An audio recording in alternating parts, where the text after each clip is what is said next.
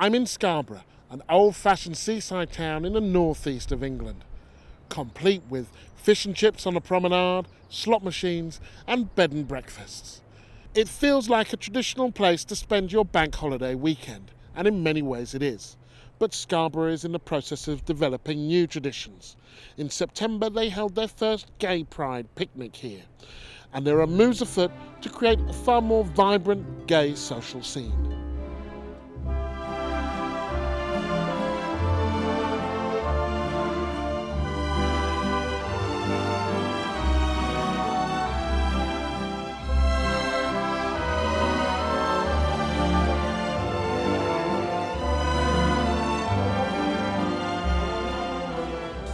We're about half an hour away from entertainment this evening. Ooh, I'm so excited!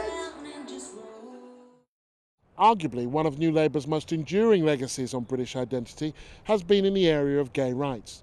Not long after they came in, they repealed the discriminatory Section 28, then came the equalisation of the age of consent, and finally, civil partnerships.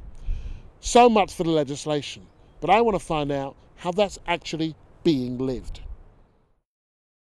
I went to talk to Christine and Jane, who organised Scarborough's first Pride event. How many people showed up? We were expecting a half a dozen, but we got somewhere between. With you two among them? Yeah, we thought there'd be me and Jane, a couple of the others who had, helped organise it, and that would have been it really. But in fact, there was something like 150, 200 people came, wow, which was astonishing. It was a nice surprise, and we had the mayor to cut the Gay Pride cake. So the cafe supported us. They all dressed in pink and provided a cake. A big pink cake. Was there any reticence within the gay community itself to the possibility of having a Pride event?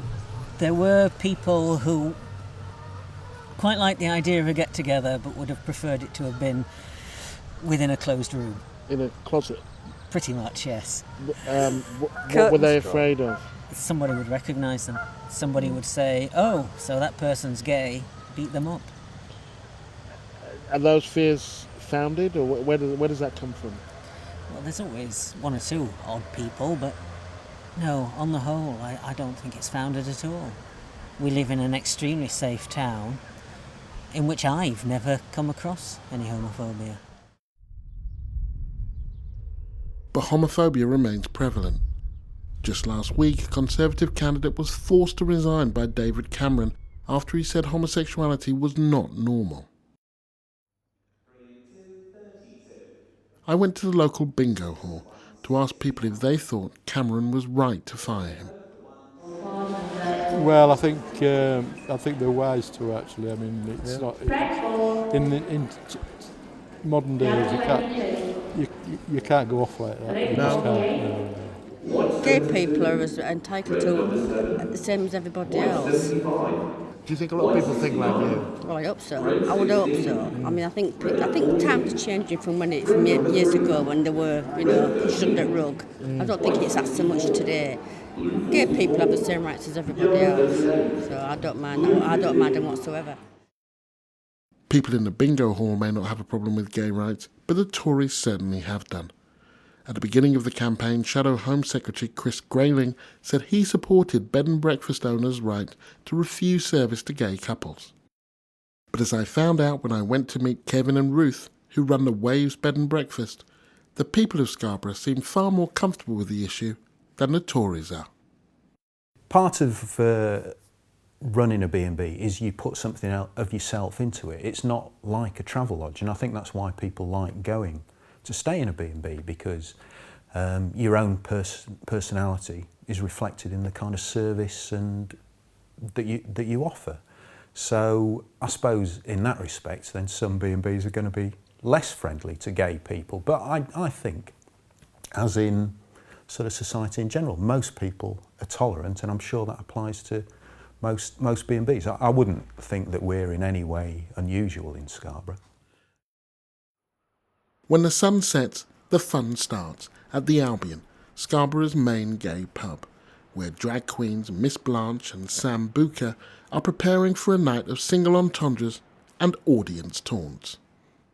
Warner Brothers presents Jackie Barnett's Playgirl.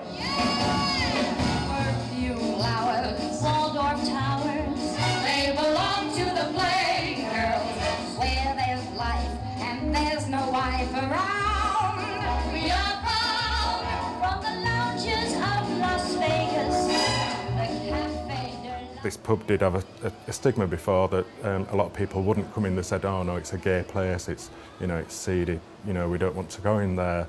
And I think over the last couple of years we've built the Saturday nights up to make it known that it's not a seedy place, it's a, you know, it's a good fun venue that everybody's welcome as long as they respect everybody else that's in here, you know, and we like to think that it's a safe place for people to come.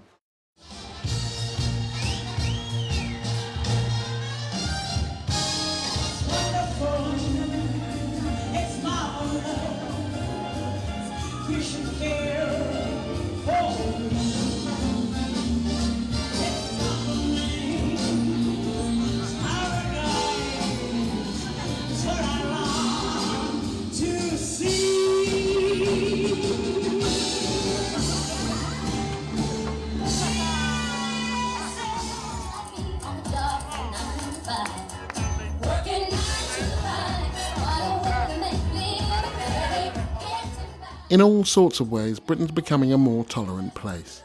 But those changes didn't happen overnight, without a fight or without support. The growing confidence of the gay community in Scarborough is heartening to see.